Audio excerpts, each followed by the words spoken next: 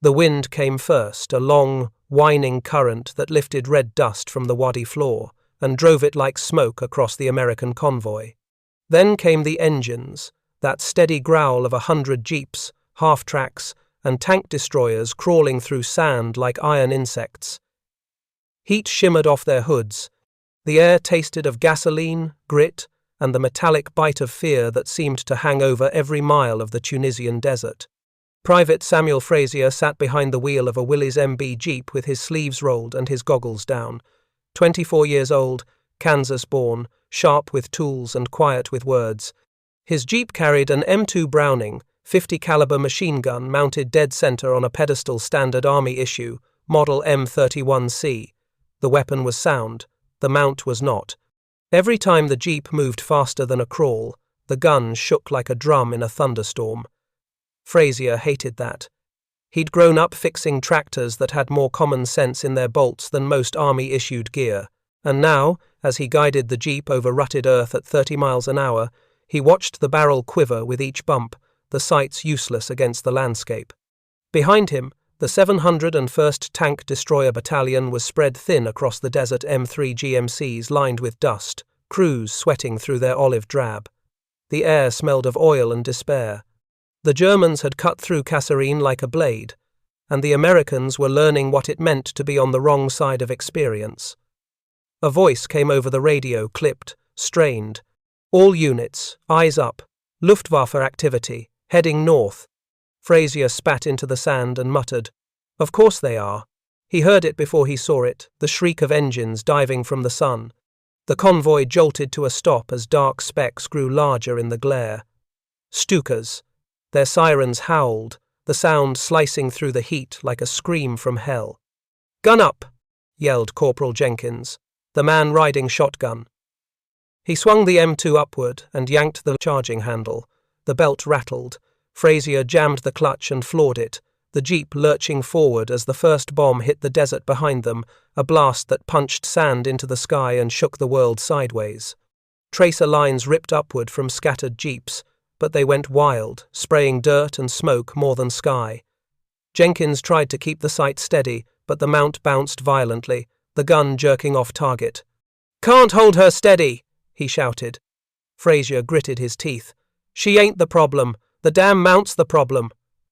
Another bomb exploded ahead, throwing the Jeep into a shallow ditch. The M2 clanged against its ring and nearly tore free. The recoil spring shrieked. Jenkins fired anyway, the heavy rounds clawing upward but every burst missed, the tracers spiraling off into empty air. When the Stukas finally peeled away, leaving a trail of dust and flame behind, the desert went quiet, except for the crackle of burning rubber. A few Jeeps smouldered. Men shouted names that didn't answer back. Frazier slowed to a stop beside what was left of an M3 half-track, its armor blackened. Jenkins climbed down, shaking.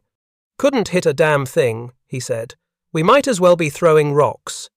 Frazier stepped out, squinting at the 50. He laid his hand on the barrel. It was hot enough to hiss. "Gun's good," he muttered. "Mount's dumb."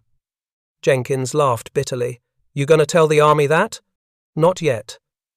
That night, after the fires were out and the sky went violet with stars, the convoy made camp on a patch of rocky ground outside Gafsa. The mechanics worked by lantern light, hammering out dents and patching fuel lines. Frazier sat apart, the Jeep parked beside him, the M2 glinting faintly in the dark. He unrolled his tool canvas, took out a pencil, and found the back of a ration box to write on. The problem wasn't the gun, it was how it met the Jeep. The M31C pedestal mount was designed for static defense sandbags, not suspension. Every vibration from the road turned the mount into a tuning fork.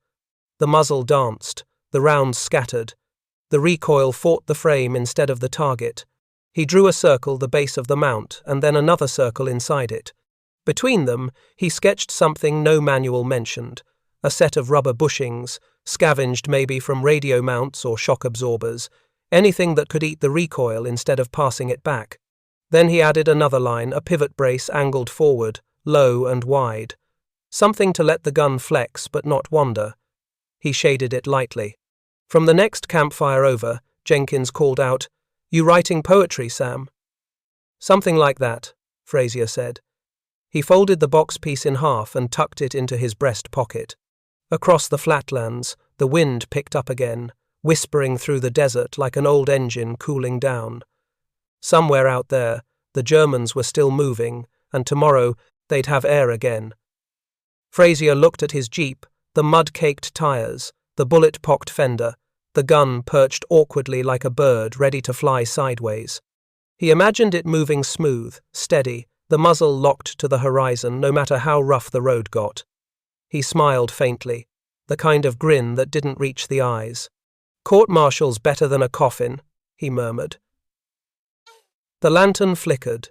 He took another scrap of cardboard and began refining the sketch, tightening angles, labeling bolts, figuring where the recoil spring could compress without tearing loose. The desert night was long and cold, and most of the men slept in their bedrolls, dreaming of home or nothing at all. But Frazier stayed awake beside his jeep, working quietly with pencil and light, the smell of oil and cordite still clinging to his hands. When he finally leaned back, the drawing was done rough, but clear. A design that made sense to a man who understood machines more than orders. He folded it carefully and slid it under the jeep's seat. The metal was still warm from the day's run, humming faintly like a living thing. The stars above Kasserine burned sharp and cruel. Somewhere far off, artillery rumbled like distant thunder. Frazier closed his eyes for a moment and listened not to the gunfire, not to the desert wind, but to the sound of his own heartbeat syncing with the jeep's ticking engine. Metal and blood, rhythm and motion. Tomorrow, he thought, he'd build it. For now, he just sat there, a lone figure in the endless dark, a pencil-stained mechanic dreaming of a steadier gun. The airstrip wasn't much of an airstrip anymore, just a patch of dirt torn open by tire tracks, half covered in shell craters and broken fuel drums. The kind of place that smelled of everything: diesel, cordite, sweat, and dust thick enough to chew. Private Samuel Frazier crouched beside his jeep, sleeves rolled high, a wrench in one hand and a stolen piece of aircraft and hardware in the other. Around him, the morning sun burned through a grey haze of exhaust. He worked quietly, muttering measurements to himself, the kind of low mechanical prayer only men who lived by tools could understand. Corporal Jenkins stood nearby, holding a canteen and watching with a mix of amusement and worry. "You know, Sam," he said, "there's a word for what you're doing."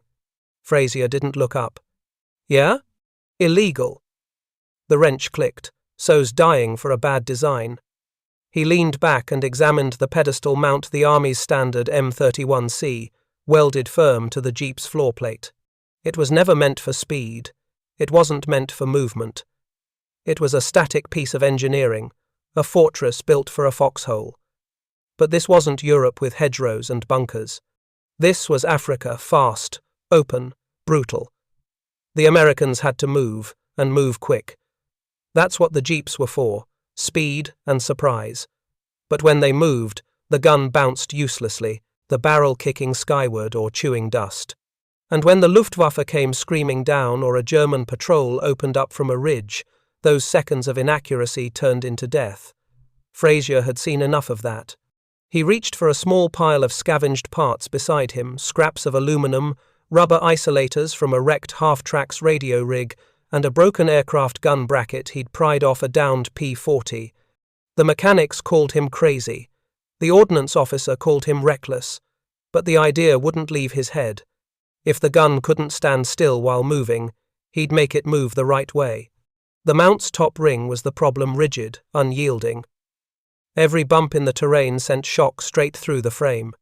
So he cut into it, carving a narrow groove, just deep enough to seat a circular rubber gasket.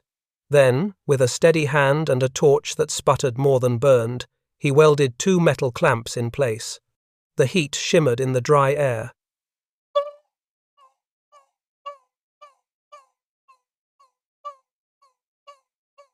"Jenkins," he said, "hand me that bracket." Jenkins picked it up. "You sure this came off a plane?" "Yeah, P-40 Warhawk. Saw it sticking out of the sand after the raid.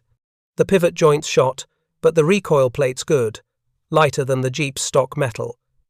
You realize the quartermaster's gonna have your hide if he finds out you stripped Air Corps gear, Frazier grinned. Then I'll build him a mount that shoots back. He bolted the plate onto the mount and began fitting the M2 into position. The gun settled lower now, not as tall, not as top-heavy.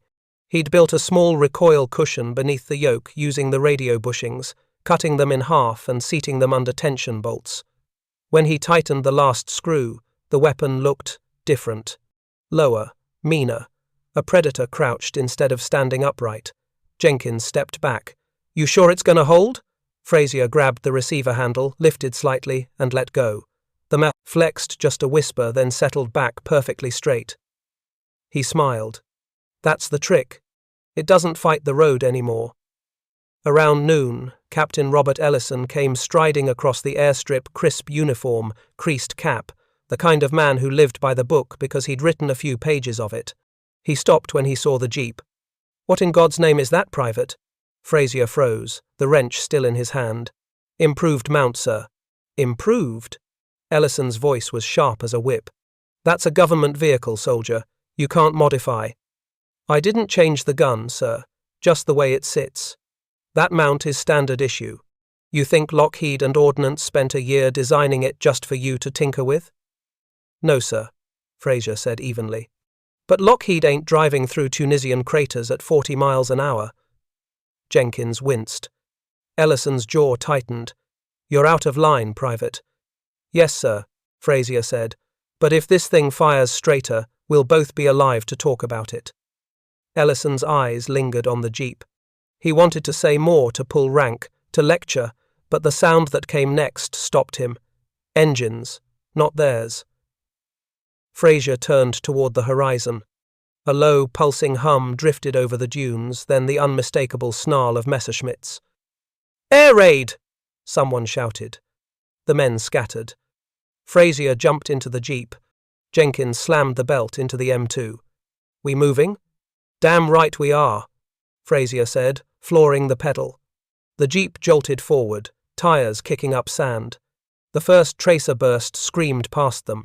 The panzers and trucks behind the line opened up with machine guns, a chorus of chaos. Frazier swerved hard left, engine roaring. Jenkins swung the M2 and squeezed the trigger. The gun thundered. The recoil hit, but not like before.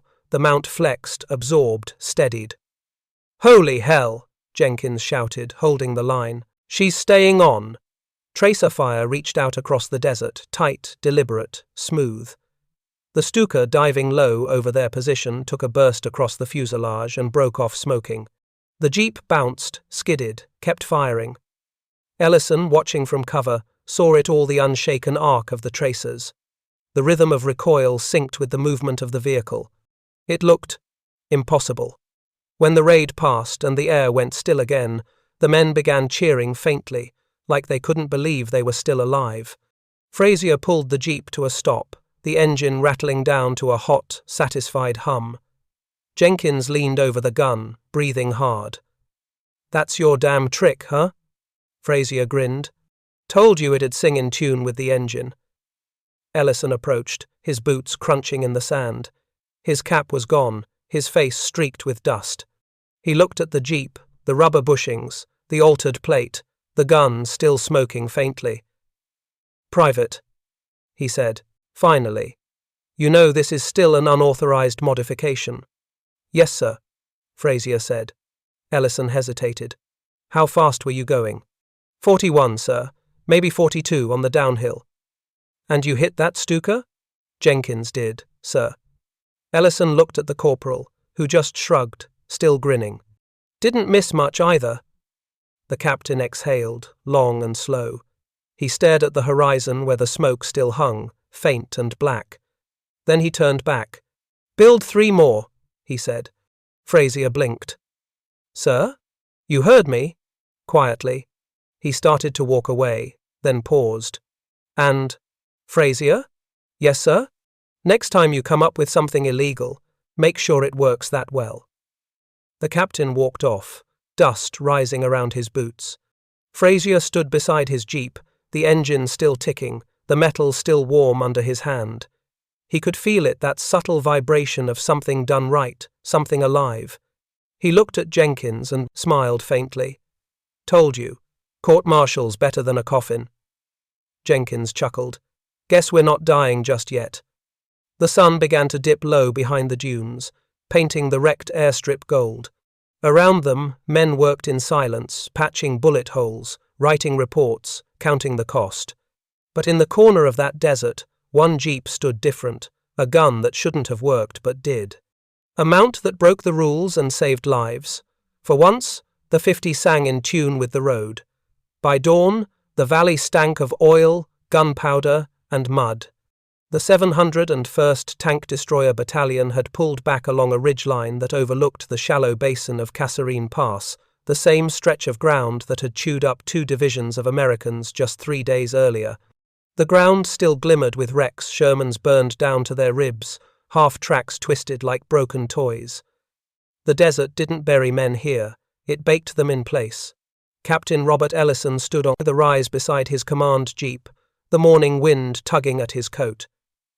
He had a cup of coffee in one hand and a map board in the other, though he wasn't reading it.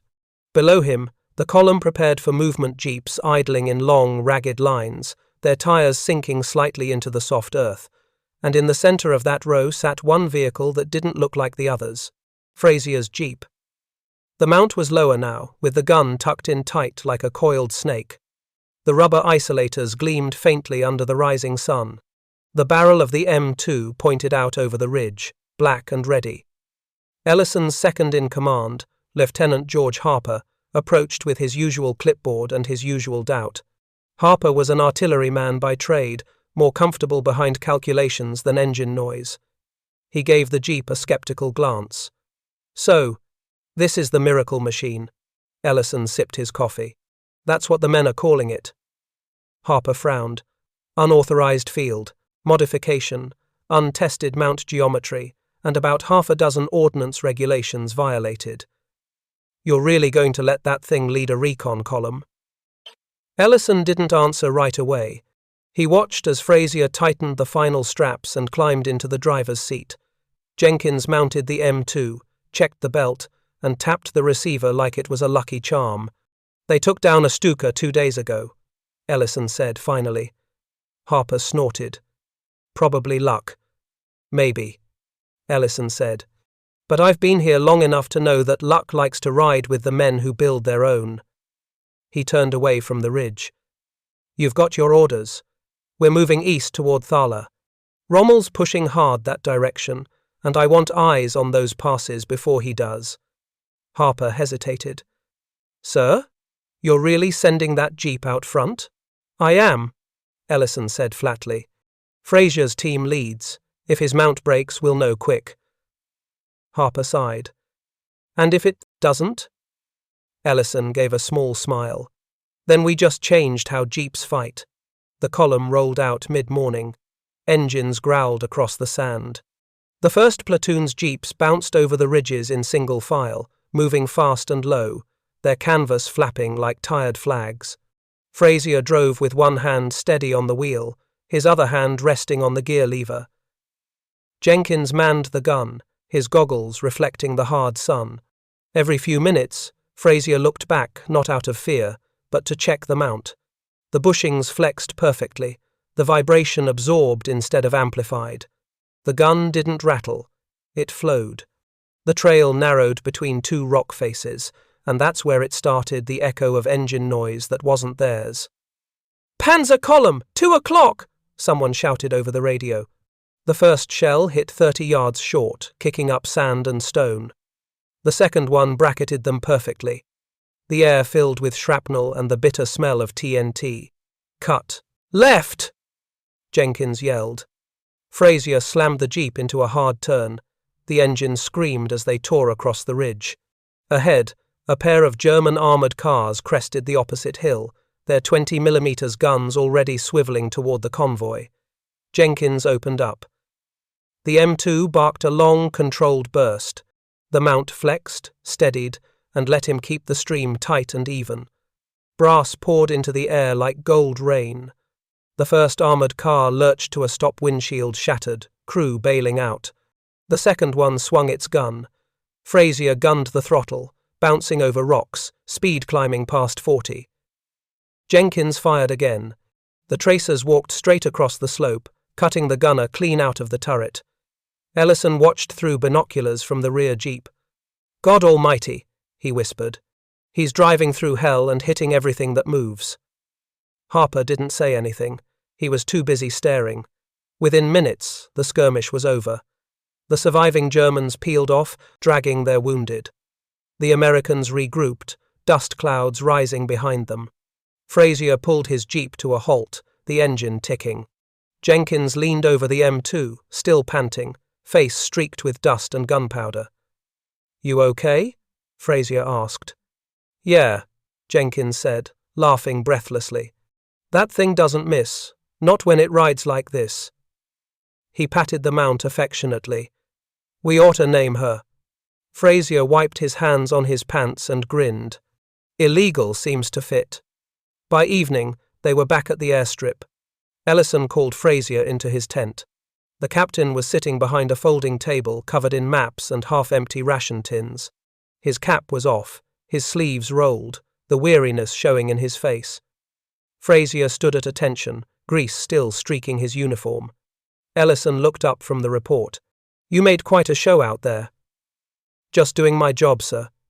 "You also scared the hell out of Lieutenant Harper. He thinks you've built a death trap on wheels." Frazier smiled faintly. "Most things worth driving start out that way." Ellison chuckled, despite himself. "You're from Kansas, right?"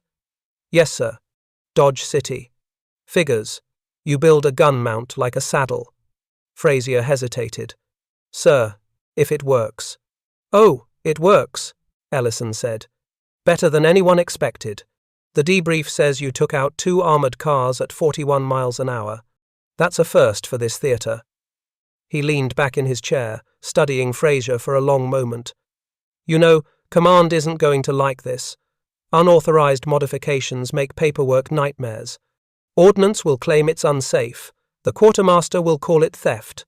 Someone up the line will use the word insubordination," Frazier said quietly. "And the men who saw it work? They'll call it a miracle," Ellison said. "And that's what scares them most."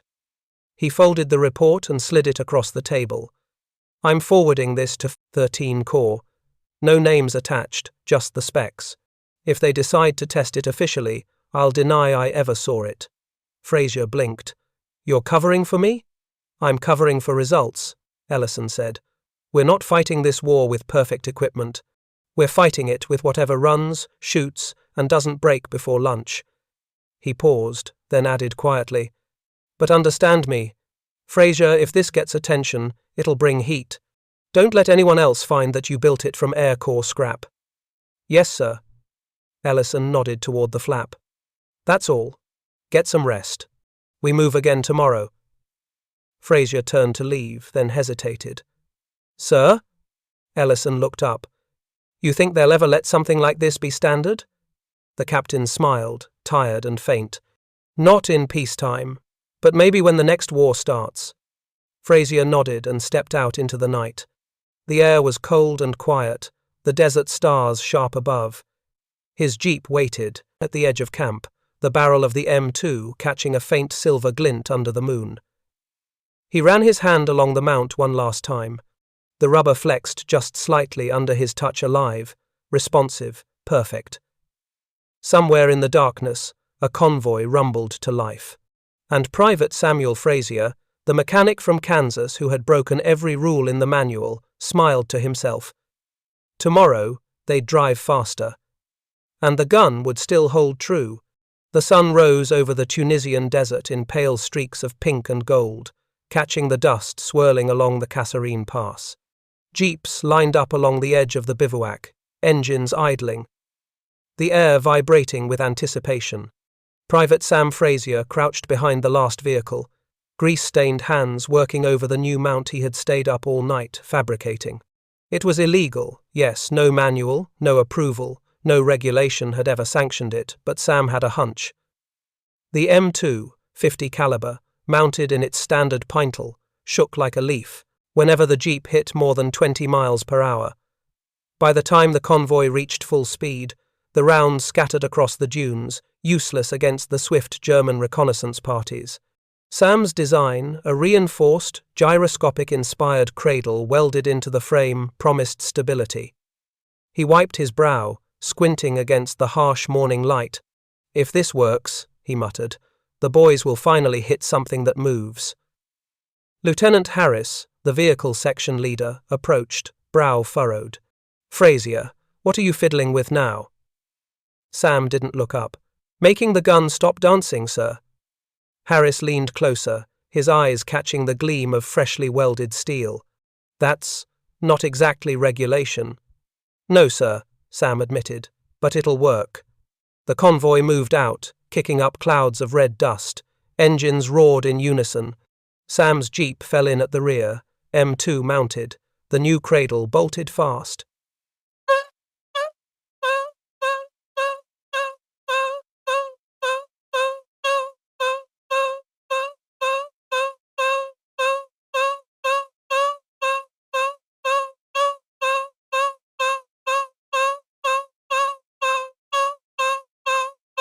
Radioed a sighting, a German armoured car patrolling the ridge.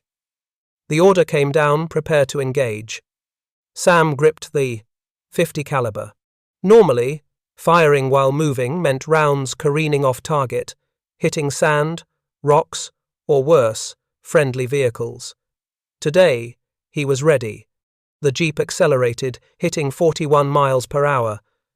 Harris's voice crackled over the radio. "Hold steady fire at will."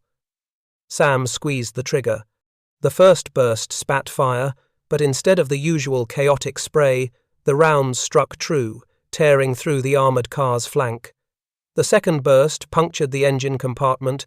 Harris, who had seen every failed attempt before, froze in disbelief. "By God, he's hitting them." The Germans tried to return fire, but the jeep danced along the ridges, weaving like a wild dog. The mount absorbed every jolt, every bump. Sam's grin widened beneath the goggles. "Told you," he whispered to himself. By the time the skirmish ended, 3 enemy vehicles were disabled, and not a single round had gone astray from the mount. Harris swung by, slapping Sam on the shoulder. "I don't care what they say at headquarters. That's genius, illegal or not." Back at the bivouac, mechanics crowded around the jeep, eyes wide.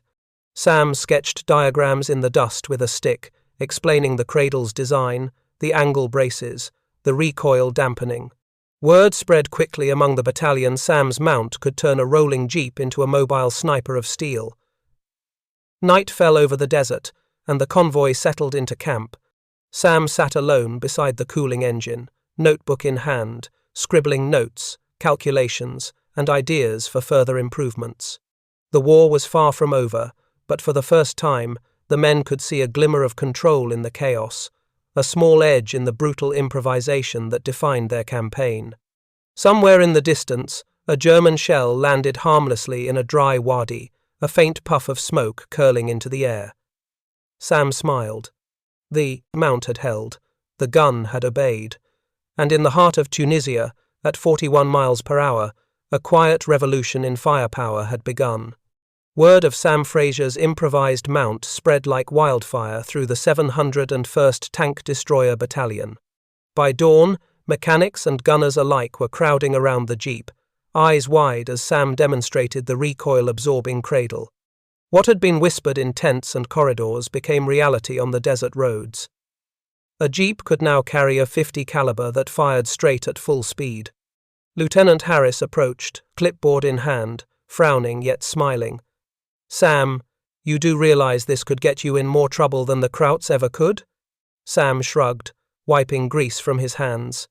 "If the Germans don't kill me, the paperwork might." The first test under fire came sooner than expected. A convoy was assigned to escort supply trucks through a narrow ridge near Spitler. German reconnaissance was active in the area, and intelligence suggested a small armoured party might be lying in wait.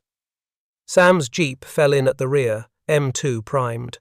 As the convoy accelerated, the familiar rattle of enemy fire began small arms at first, then heavier, sporadic bursts from armoured cars hidden along the pass. The men in front returned fire, but their rounds scattered, bouncing off rocks and sand. Sam's jeep reached 41 miles per hour. He squeezed the trigger.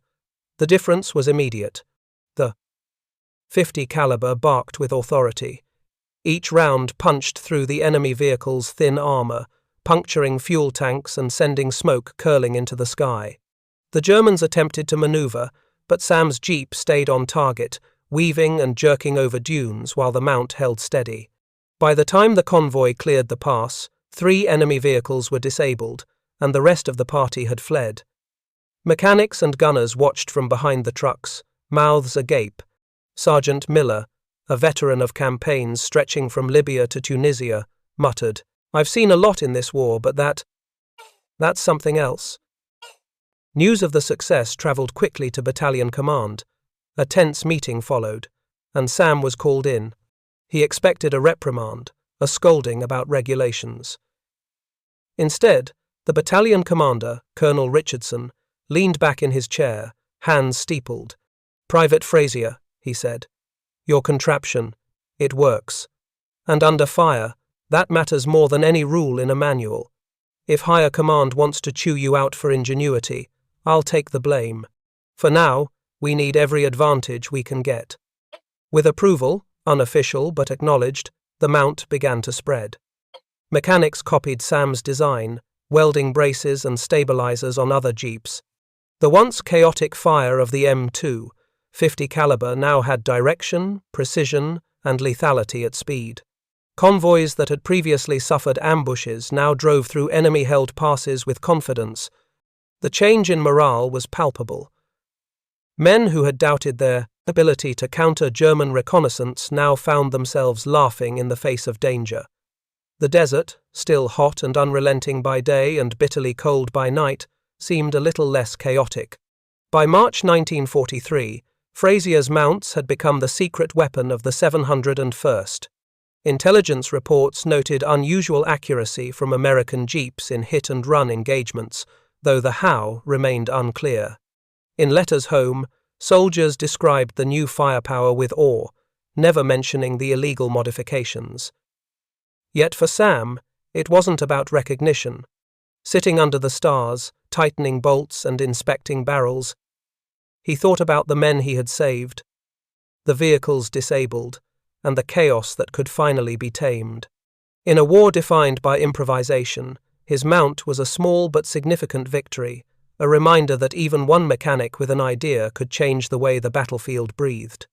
As the convoy prepared for another night movement, Sam climbed into his jeep, hands on the muthers, wheel, eyes forward. The desert stretched ahead, dark and endless, but for the first time, he felt the balance between speed and control, between danger and precision. The mount held, the gun fired, and in the silence between engine roars, the desert seemed to whisper that ingenuity, even when forbidden, had a place in history. By early April 1943, the Tunisian campaign had reached a fever pitch. The desert sun had softened, leaving behind a dust-streaked landscape now streaked with spring green, yet the air remained tense with the threat of ambush. The 701st Tank Destroyer Battalion had become something of a legend within its sector, and much of that reputation was whispered about a single jeep and the quiet Kansas mechanic who had dared to defy regulations. Private Samuel "Sam" Frazier was no longer just a gunner. He had become a point of reference. Officers would occasionally stop by his tent, clipboard in hand, ostensibly to check supply inventories but often to ask about the jeep mounts. Sam would explain the design, tracing the stabilizer braces with a greasy finger in the sand, and the officers would nod solemnly, scribbling notes they couldn't officially record. The army, rigid in procedure, had no space for an illegal fix, yet the combat reports spoke for themselves. That morning, the battalion prepared for a convoy run toward the Medjerda River, a narrow pass heavily patrolled by German reconnaissance units. Intelligence suggested a small detachment of Panzer II's had moved into the area. Convoy Commander Lieutenant Harris had requested Sam's jeep at the rear, a tacit acknowledgement of trust. The engines roared as the trucks rolled onto the rough road, sand kicking in the slipstream. Sam's jeep was loaded with ammunition, extra fuel, and, of course, the M2, 50 caliber mounted on the modified cradle. The gun sat higher than usual, stabilized, ready to fire at speed. Sam adjusted the sight, checked the firing mechanism, and muttered to himself, "Let's see if they've learned to dodge yet." Almost immediately, the convoy encountered resistance. A German reconnaissance squad, a mix of half-tracks and motorcycles, emerged from a side canyon. The first bursts of enemy fire rattled across the lead trucks, but the American drivers held formation. Sam's jeep accelerated to 41 miles per hour, weaving between dust clouds and potholes. The mount held steady. He squeezed the trigger. The .50 caliber erupted, the sound echoing off canyon walls, each round punching through thin armor and igniting fuel lines. The enemy recoiled, retreating in confusion. By the time the convoy cleared the pass, 3 half-tracks were burning, 2 motorcycles abandoned, and the Germans were in full retreat. Back at the bivouac, mechanics and gunners crowded around the jeep once more. The success had been undeniable. Sergeant Miller, always taciturn, gave Sam a rare grin. "I've seen more than a few fixes in my day, but this is something else. You've made a weapon out of a truck." News of the incident reached battalion command, and soon Sam's innovation was being referenced in daily briefings. Reports highlighted the increase in convoy survival rates, the efficiency of counterfire, and the unprecedented accuracy of the M2S mounted on moving vehicles. Field commanders began unofficially ordering modifications, asking their engineers to replicate Sam's design without the stigma of unauthorized alterations. Word traveled quickly. By mid-April, intelligence officers in Tunis began noting unusual engagement patterns, jeeps firing from unstable positions with remarkable precision, ambushes countered with speed and accuracy previously unseen. Allied commanders, perplexed but grateful, began to incorporate similar strategies into planning. The desert had become a proving ground for mobile firepower, and Sam's mount was at the center of the transformation. One evening, Sam sat outside his tent, the desert breeze cold against his neck. Around him, the battalion laughed over shared meals, their camaraderie strengthened by the shared knowledge that survival was now, in part, thanks to ingenuity. Lieutenant Harris joined him, leaning against the jeep. "You know, Sam," Harris said, "I've been in this war a long time. I've seen tanks, guns, artillery, every kind of weapon, but I've never seen one man's idea change an entire unit's effectiveness." Sam shrugged, polishing the barrel. "It's not me. It's the jeep. It's the mount. And a little stubbornness. Sometimes the Army's manuals don't make sense in the sand." Harris chuckled. "You're lucky Colonel Richardson has your back. Some higher-ups would have grounded you by now." "I figure if the Germans don't get me, the paperwork will," Sam replied. The campaign continued, each engagement underscoring the value of mobile, accurate fire. Convoys that had once crawled through dangerous passes now moved with confidence. Artillery coordination improved, as jeeps provided covering fire for infantry advances. Enemy units adapted, changing tactics to avoid open ground, but Sam's innovation had already forced a shift in the battlefield dynamics.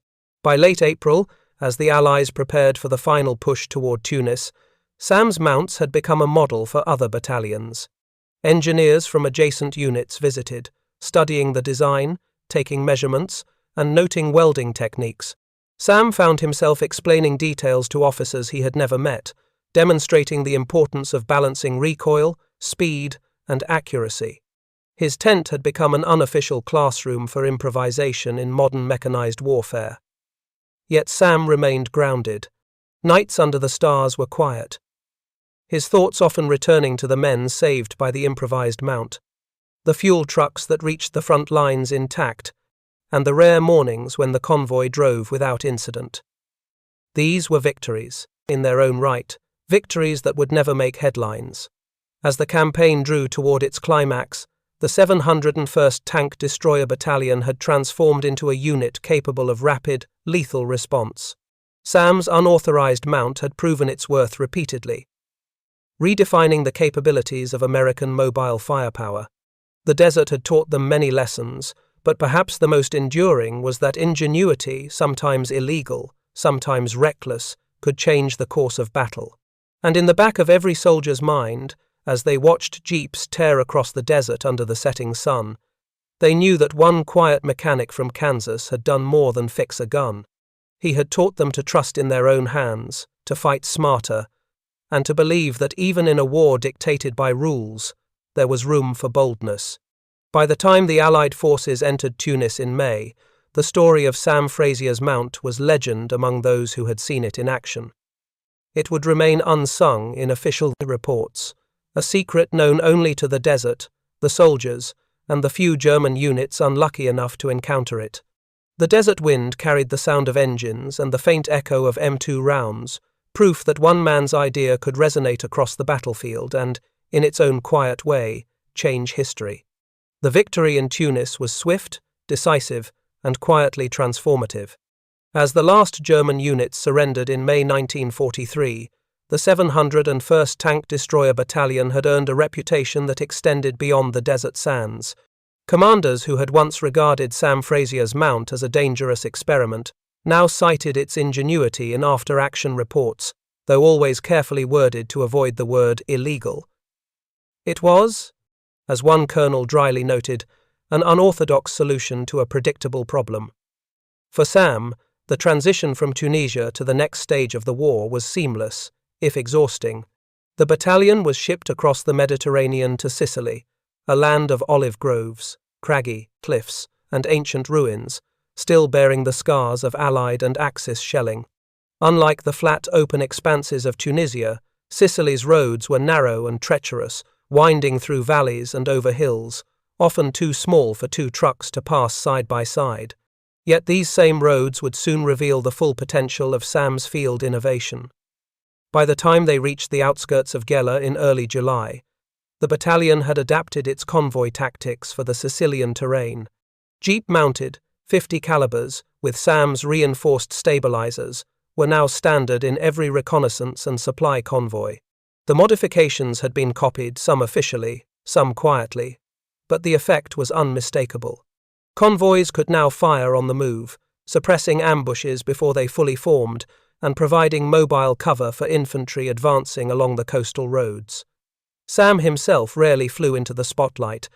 He worked alongside his fellow gunners and mechanics, fine-tuning mounts for the hilly Sicilian roads, adjusting brace lengths for sharper turns, and ensuring that the guns would stay level even on sudden descents. It was painstaking work, and each adjustment was tested in situ jeeps barreling down switchbacks at 30 to 40 miles per hour, firing bursts into designated target zones.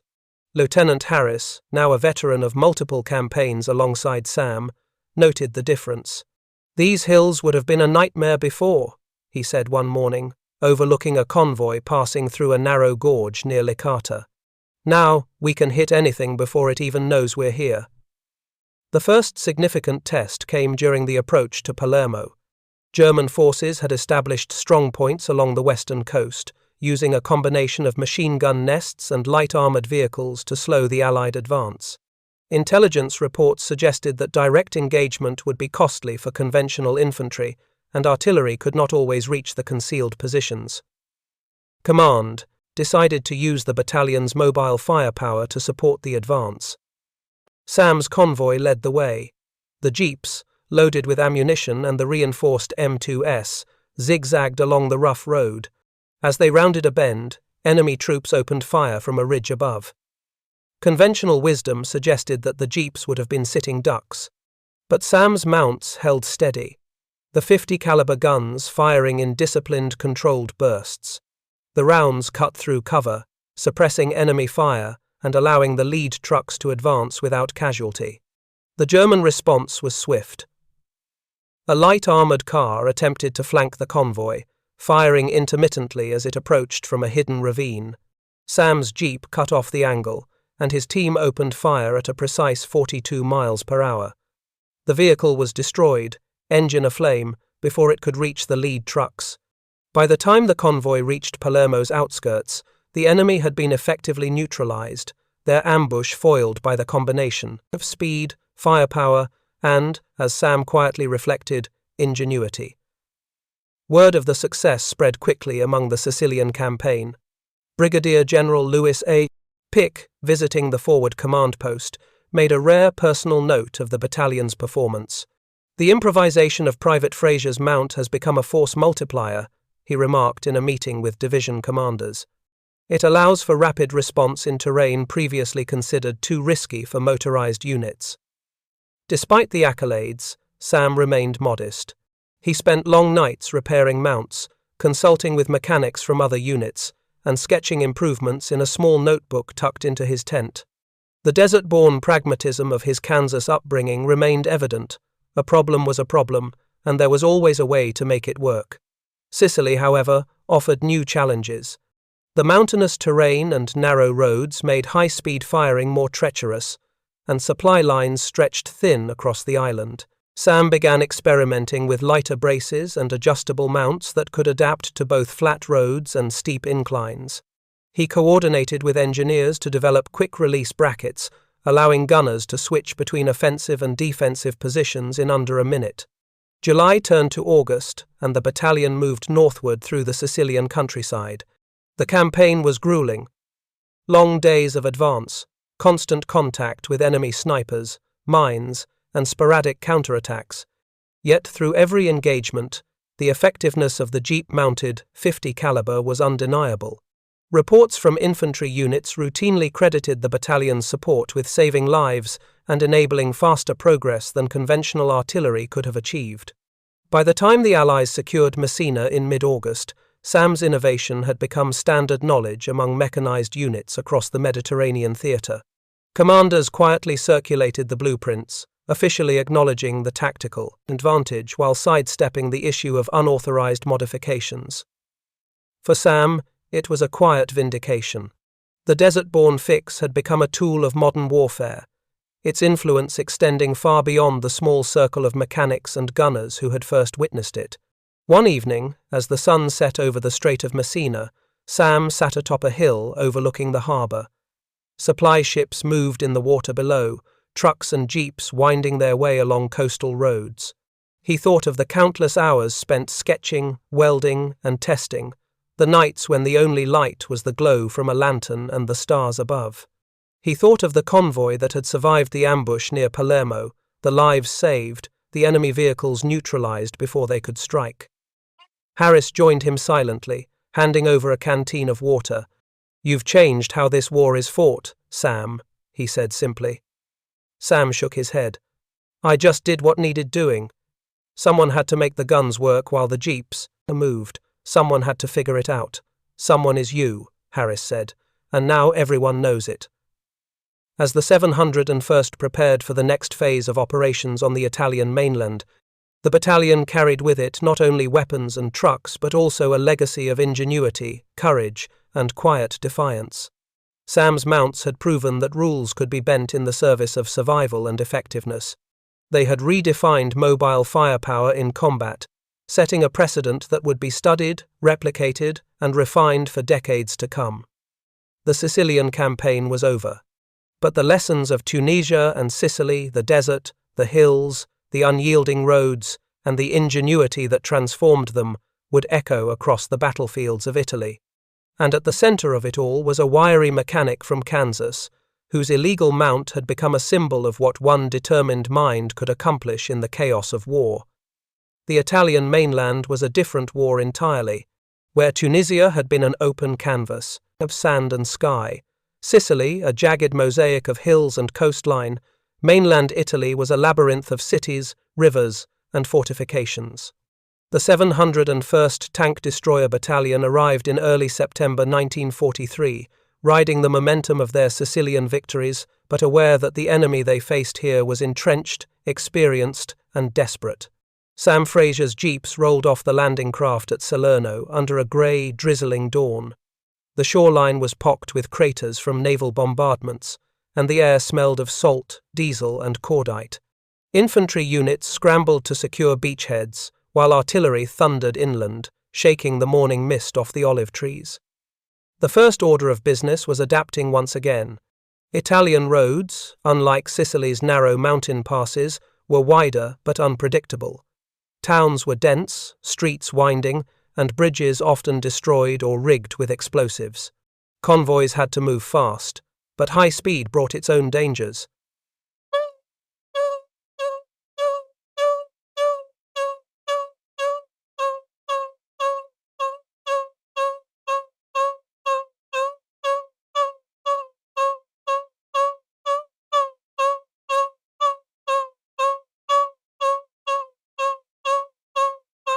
Enemy snipers waiting for the perfect line of fire. The 50 caliber mounts that had performed flawlessly in the desert, and Sicily now faced a test in urban and semi-urban combat zones. Sam's first patrol through the outskirts of Salerno confirmed his fears.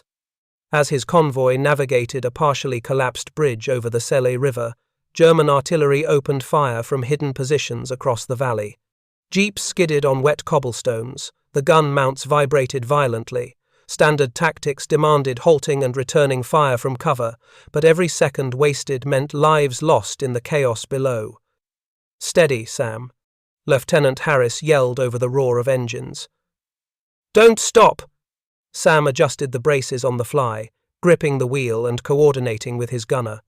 The modified mount, reinforced with extra struts and shock dampeners, absorbed the bumps and jolts as if anticipating the terrain. Bursts from the 50 calories cut across the riverbank, suppressing enemy fire and buying time for the infantry to cross safely. It was not just mechanics, it was a test of nerve. Every second of high-speed firing required synchronization, anticipation, and trust between driver and gunner. The patrol survived without casualties, a testament to Sam's improvisation and the crew's discipline. By mid-September, the battalion was moving north through Naples, pushing against a German defensive line that sprawled across highways, hills, and river valleys. The 701st's jeeps, now modified with adjustable shock mounts and reinforced stabilizers, became a mobile lifeline. Artillery could pound fixed positions, but it could not chase enemy vehicles through winding roads or provide immediate suppressive fire during ambushes. Sam's creations did both. During one engagement near the town of Avellino, a convoy carrying reinforcements and supplies ran into a German roadblock. Mortar fire rained down, and panzer grenadiers emerged from the surrounding woods to intercept. Infantry pinned down. Sam's jeep barreled forward, engine roaring. 50 caliber spitting controlled bursts into the tree line. The enemy hesitated, then retreated in disarray as infantry advanced. Witnesses later noted that the jeeps seemed alive with their own fury, an almost mythic description of the controlled chaos Sam had engineered. Sam himself rarely received recognition beyond the battalion's internal reports. Commanders cited his work in dispatches, careful to note the strategic advantage without labeling it unauthorized. Yet the men under him, mechanics, gunners, and drivers, knew exactly whose ingenuity had kept them alive and kept the wheels moving. The innovation extended beyond the battlefield. Sam began developing quick-release brackets that allowed gunners to reposition the 50 cals in seconds, enabling use from rooftops, truck beds, or even partially destroyed buildings. Convoys could adapt instantly to urban combat conditions, laying down fire from unconventional angles while remaining mobile. Engineers in the field began copying his sketches, and word of the modifications spread quietly across the Fifth Army's mechanized units. But the Italians' terrain was unforgiving. Narrow mountain roads required precision driving at high speeds, and bridges destroyed by retreating German units forced detours into mined areas. Sam's convoy was constantly at risk, not only from enemy fire but from the environment itself. On one harrowing day near the Volturno River, a jeep slid on wet rock, teetering perilously over a cliff. Sam's gunner adjusted the mount mid-slide, firing a suppressive burst that allowed nearby jeeps to cover the infantry trapped below. The jeep landed on solid ground only feet from the edge, a moment Sam later described simply as luck, mechanics, and speed. As October approached, the battalion moved steadily toward the Gustav Line, in Germany's fortified defensive network across central Italy. Here, the stakes grew higher, and so did the challenges. Field reports noted that the Germans had studied the jeep-mounted 50 cals and attempted to counter them with ambush tactics, including anti-tank weapons disguised as rubble and camouflaged MG-42 nests. But the combination of speed, suppressive fire, and Sam's quick-release adaptability gave the 701st an edge. During a particularly brutal engagement near Cassino, the battalion faced a German counterattack on a narrow bridge leading into the town. Infantry pinned, artillery delayed by shell craters, and tanks stalled on the approach. Sam's convoy became the linchpin of survival. He maneuvered his jeep along the slick road, gunner firing bursts at precise intervals, each round suppressing enemy fire just long enough for the infantry to advance. The mount's illegal modifications, once derided as reckless, had become an indispensable weapon.